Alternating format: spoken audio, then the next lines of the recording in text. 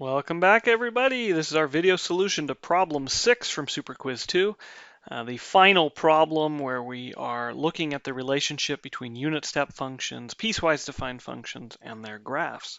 In this one, we're given the graph of a function and now want to turn that back into both a unit step function, or at least a combination of them, as well as a piecewise defined function.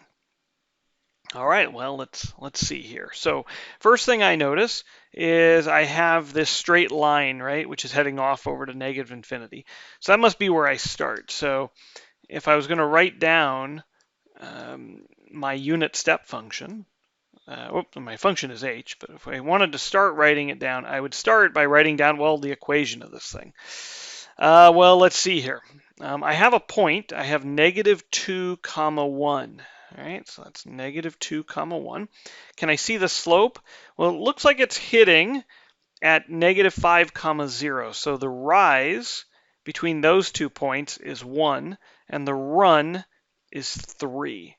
So rise over run is 1/3. So this looks like 1/3 t plus something, right? Whatever that intercept is going to be. All right, well, here's something I know. There's a point, -2, 1. So when t is equal to -2, I should get a 1. So let's just do a little side work. 1 is equal to 1/3 times -2 plus b. Okay, so this is -2/3. If I add that to the other side, okay, I get 5/3 is equal to b. Okay, so b is equal to 5/3. And so I start with 1/3 t plus 5/3. All right, does it make sense? 1 2/3 is about where it would look like it would hit. Yeah, that seems reasonable. Okay, now what happens? Well, when I get to -2, it all goes away. Like this whole line goes away. So when I'm going to get to -2, so let's do this u -2 of t. And what's going to happen? I get rid of this line. So I'm going to just subtract 1/3 t and subtract 5/3. So now I'm basically starting at nothing. And I get this parabola. Ooh, how do I know it's a parabola? Ah, well, that was nice. I read the instructions, and it said you may assume that this curve between -2 and 2 is a parabola. Okay, can I guess what parabola it is? Well, okay, it's a facing up parabola. It's centered right at the origin, so it's probably looking something like y equals kx squared plus 1, right? Why do I know plus 1? Well, it's shifted up, right? So it's probably looking something like that. Now, do I know any other points? Well, I know at 2, I get the output of 5. So 5 would be k times 2 squared plus 1. Okay, well, 2 squared is 4. So 4 times something plus 1 is 5. Oh, yeah, the k is 1. Okay, so my y is equal to just x squared plus 1. Right, okay, that seems reasonable. So plus x squared plus 1. So I turn off the line, I turn on the parabola. Okay, next, when I get to 2, so at u2 of t, I'm going to turn off the parabola. And I want to turn on, oh, it's just a constant function. How nice is that? So it's just a constant function of 3. So I'll do plus 3. Okay, of course, if you could simplify if you wanted to.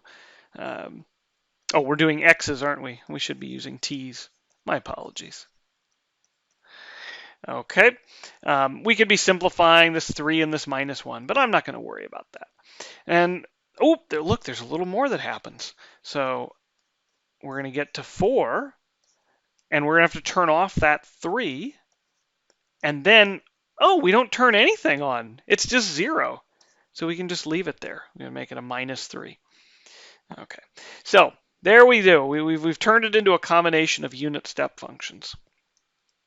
Can we do it as a piecewise function?